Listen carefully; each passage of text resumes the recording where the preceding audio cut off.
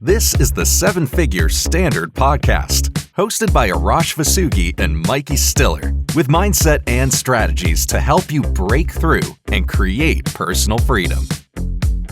Hello, everyone, and welcome to the Seven Figure Standard Podcast. I'm Mikey Stiller, joined by my co-host, Arash Vasugi, and we're thrilled to be back with you for another episode. And this one is all about how you can bulletproof winning in 2025. So I think that's the perfect way to kick off the new year. Arash, how are you doing? I'm doing great. How are you, Mike? I'm doing great. You know, I can't imagine anyone who doesn't want to bulletproof winning in this new year. But how do you go about doing that? Well, the first thing we have to do is we have to make winning a habit. So how do you make winning a habit? You've got to first decide to upgrade your decisions. Like I know it sounds kind of, I'm using decide and decision together, but you can't make the same decisions that you made in 2024. You've got to be definite because nothing happens without a decision. Like everyone's super excited, inspired for the new year. But I promise you, if you keep operating with the same decision-making patterns, you're not going to go any further than you are. So number one, we have to decide. Then number two, we have to build the right language. Like if you are surrounded by people who are winning, you will notice a few things. You will notice they're never talking separate from who they want to become. They're always definite in their language. They have authority and confidence in themselves. And so you could be at a hard point right now, but you could still speak your way into who you want to become. And then we've got to bulletproof your emotional state. You have to already feel prosperous. You have to feel confident. You do that in your process of mental rehearsal. And then we make your actions are where the magic happens in your life. Without actions, nothing's going to happen. But I want you to commit this year that you're going to make winning a habit by not chasing actions, not taking actions out of scarcity, not coming out of that desperate lack energy. And you're going to take inspired actions because you're doing the programming work, because you will never outperform your programming. And that goes to my last one, is you are going to upgrade your standards and your program in 2025. Is winning a part of your identity or the way that you feel about yourself? Like, I'm a winner, winning is just something that I do? Yeah, you have to feel good before you're going to do good. So you have to feel like a winner, but there's nobody listening to us that is not a winner. They may not see themselves as a winner, but every single person listening to us really has a desire to win. And I want them to build bigger ideas of themselves and make winning part of your identity. Everything I touch turns to gold. Everything is working out in my favor. Every challenge that I have, it's still working out in my favor. It's working in perfect timing. That's how I want the language to be. And again, same as last week, do you feel like the biggest hurdle in someone developing this winning habit or bulletproofing winning for themselves is in looking at the outside circumstances for validation or how they're feeling? It's more in conditioning first. That is a condition that we're looking to the outside. So it's a very ingrained conditioning. So what I would answer to that, it would be really upgrading their discipline to discipline that they only think from what they want, not from what they don't want. Mm-hmm. You know, I had a client the other day I was talking to, and I told them, in my opinion, the most important part of this philosophy is acceptance, what you accept naturally. And he said, I got to work on this. And I said, you're making it too hard. I said, let's make it part of your identity right now. And I said, from now on, you are the type of person who only accepts what you want and always rejects what you don't want. I said, it's that simple. But you keep stacking accepting, and that's what you're going to get. Like everyone's results in 2024, mine included, yours included, are just in harmony with the ideas we accepted. So if we upgrade and put more focused attention on accepting only what we want, we're going to draw in completely new opportunities, greater opportunities, assuming we're assuming at a higher level, and the circumstances are going to change literally overnight. I would say that all of the processes that you teach are designed to help someone bulletproof themselves to win, including the morning routine, including the 5 great hours and the power of five. Is that how you've designed them? Well, I just deconstructed everything I did to win. Like I had to learn winning is a learned skill. You have to learn how to win. And you win by focus. You put focused intention hour to hour. Even if I'm taking a break for an hour, I have that as an intention. And so, like my daughter is starting to play competitive tennis. She won her first tournament a couple weeks ago, but she doesn't know what the hell she's doing during the match. She really doesn't. So I'm teaching her how to win the game. And I tell her the first point is the most important point. Then I said, when you are at 30 all, you have to upgrade your focus at 30 all. Because if I can teach her how to win the games and we just stack them, she's going to be so far ahead of where she was. But it's the same thing I had to do for myself. You see it in sports all the time. You'll see teams that are super talented, uber talented. I always use the Lakers as an example in the early 2000s. They had the most talent, yet they'd always be eliminated for the playoffs the first or second round. Then they hired Phil Jackson, who won all these titles with the Bulls. And then the next year, I think they won 3 straight championships. Well, what happened? He taught them how to win. See, we've got to understand and we've got to ask ourselves, do I know how to win? I had to learn how to win. I had to learn how to upgrade my focus. So we all have to make winning a habit. Then you're going to win automatically. People right now are winning automatically or they're losing automatically. For a lot of people, losing is a habit. Why? Because they don't see themselves as winners. They don't see themselves as the best in the world at their craft. And they're not constantly upgrading their belief systems and mindsets. Raj, I want to get your thoughts on this. I don't believe that you can win if all you have is a wish or hope. You need a crystal clear goal in order to win. You need a target that you're going after. And then you're so good at breaking things down to the ridiculous that how you win each hour or how you win each day would come down to what? Winning your goal achieving activities or eliminating distractions, or what would you consider a win? Well, your first 5 minutes in the morning is so paramount to what you're going to create during the day. Like with my elite clients, I tell them, all I work with them is on master stacking, winning the day. And I want their day to be a magnificent masterpiece. That's all I want them to do. But the first 5 minutes are crucial by, am I waking up tired? I have to do this? Or am I waking up fired up? Am I waking up already feeling like I won the day? How you start your day is how you win your day, and it's honestly how you end your day. So if you're uninspired, how are you going to inspire anybody else? So your processes are critical, but the processes don't work unless you do them every day. World class isn't about what you do once in a while. It's what you do every day. And if you will really commit to the processes that we've taught you on the podcast, and if you're just first listening to our podcast, you can go and review the old podcast. But the process is create clarity. So clarity gives us a direction where we're going. And once we have clarity, the way is shown. The way is not going to be shown if you're not making a decision that this is going to be the best day of my life. You're not making a decision that I'm going to work all my processes and I'm going to execute my most important 3 to 4 goal achieving activities every day. And I'm never chasing anything. I am never chasing. Every time you chase, you're creating from losing. You're creating from lack. You're creating from a desperate energy. But clarity is so important, Mike, because it's giving your mind a blueprint of the life you're building. If I'm not clear, I'm going to wander all the time. If you want the processes really nice and clear, you can just go over to vosscoachingco.com. And right there towards the top of the page, we have our freedom framework, which is 7 of our most important daily processes for you to implement. And they will all set you up to win and bulletproof winning in 2025.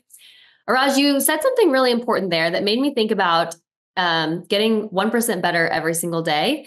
And I think what you said was something to the fact of, when you wake up in the morning, are you waking up just like, oh, I have to do this? Or are you waking up inspired and fired up? Well, that's another thing that Bulletproof's winning for you is going through these processes with the right enthusiasm and with the right attitude. Will you talk about your approach? Yeah, the process is not a mental exercise. It's really a verb, it's an action. And the process is you want to come with a winning attitude, which is what? Unshakable belief.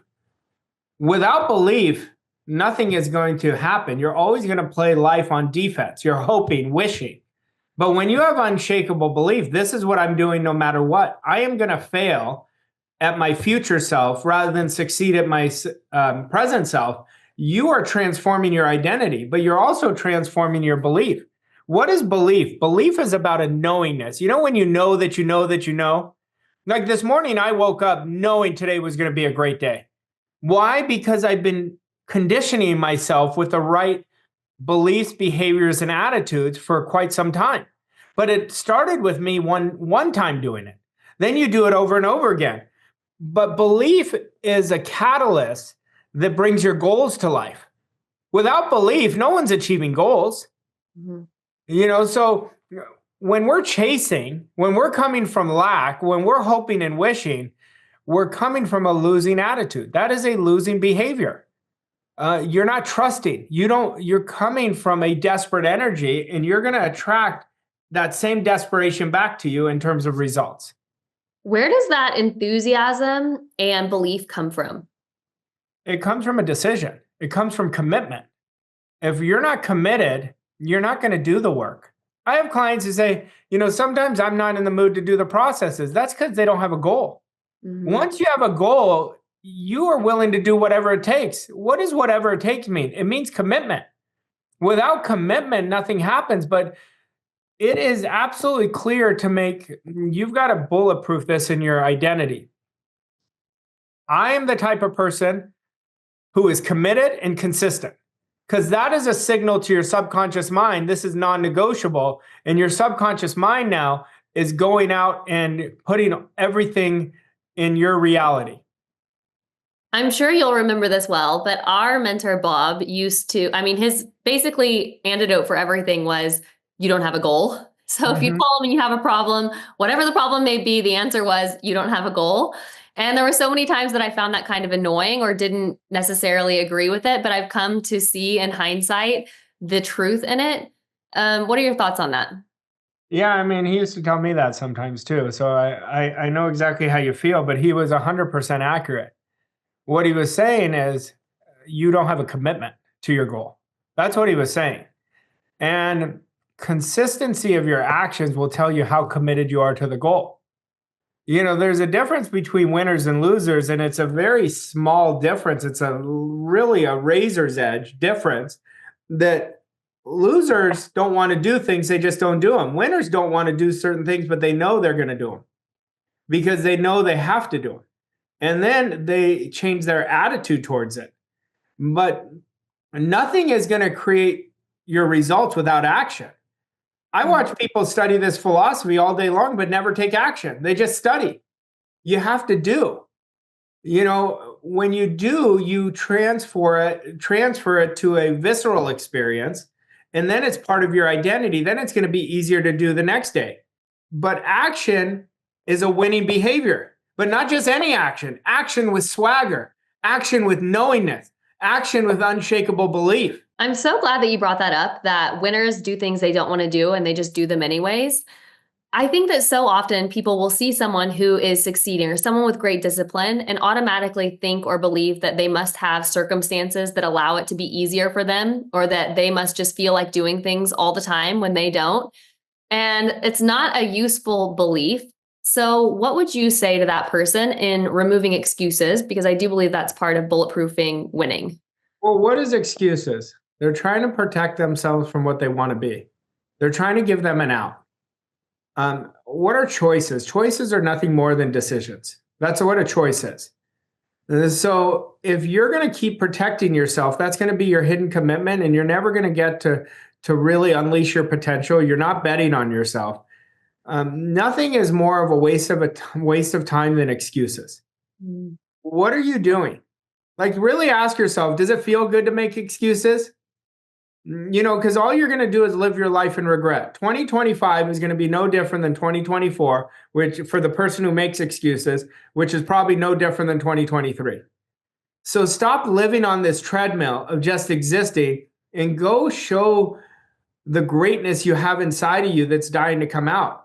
They're not listening to our podcast because they don't have greatness. They know. They want to unleash it. But now, what's another key attribute to winning? Courage. You have to have the courage. You have to go out even when you don't know what you're doing. You make that first step, your internal compass is going to guide you to the next step. And your first level of courage is going to be outdated in a week compared to what your courage is going to be. But none of our goals are going to be achieved without courage. Raj, I want to ask you an upgraded question. How can you not just win in 2025, but win really, really big? What's the secret ingredient? You have to work with bigger ideas. You have to surround yourself with proximity. You've got to surround yourself with people who have winning behaviors. You don't want to be the best person in your environment. You want to constantly be being pushed, being stretched with bigger ideas. The ideas are so important to upgrade. Your standards are so important to upgrade. And standards are everything you're saying yes to. So your standard is the baseline of how you're living. But what I think the greatest part of winning is you're never going to be more happy than when you create these behaviors and disciplines. And it's not because the outcome, it's because the amount of self-respect you get. Mm-hmm. When you do that, there's nothing that is going to create bigger winning. But I'll give you another one. Okay. Abraham Lincoln said this around discipline. But are you committing to what you want now or what you want the most? We've got to commit to what we want the most. We've got to get rid of the FOMO. I'm going to miss out on this. And we've got to commit to our craft. And that's how you're going to really win in 2025. I love that. Something that I always do is whenever there's something that comes up that I need to do, and I may or may not want to do it, I always ask myself at the end of the day, am I going to be happier if I didn't do this or happier if I did it? And I always do it because I don't want to go to the end of the day and be like, wow, you really should have just done it. Yeah. I have a similar language, just different. I always say, is this going to take me to where I want to go, or is this going to restrict me? So if it's going to restrict me, it's a hard no. That's why I'll give another key attribute to winners. They're great with boundaries. They're not just answering the phone if it's going to distract them. Mm-hmm. A lot of people are just constantly distracted from what they want to do. The minute we get distracted, it's not like we go back to what we were doing. It completely takes our energy in the other direction. So you want to set really good boundaries in 2025. Oh, that's so true. All right, Raj, let's get into an action step for today. So I want first, because none of this is going to work without you deciding and taking responsibility that I'm going to win in 2025. But I'm not just going to win. This is going to be by far the greatest year of my life. And I want you to write a commitment to yourself. I want you to say, I am committed to achieving X in 2025, and I want you to sign it. And then what I want you to do for this first quarter is I want you to identify the most important behavior you're going to install of all the behaviors that I've given. Don't try to do them all at once. The most important one that you are going to make a part of you for the next 90 days. And we're going to work from that. I love it. All right. I want to wish all of you a very happy new year. No matter when you're listening to this, I hope 2025 is the best year of your life.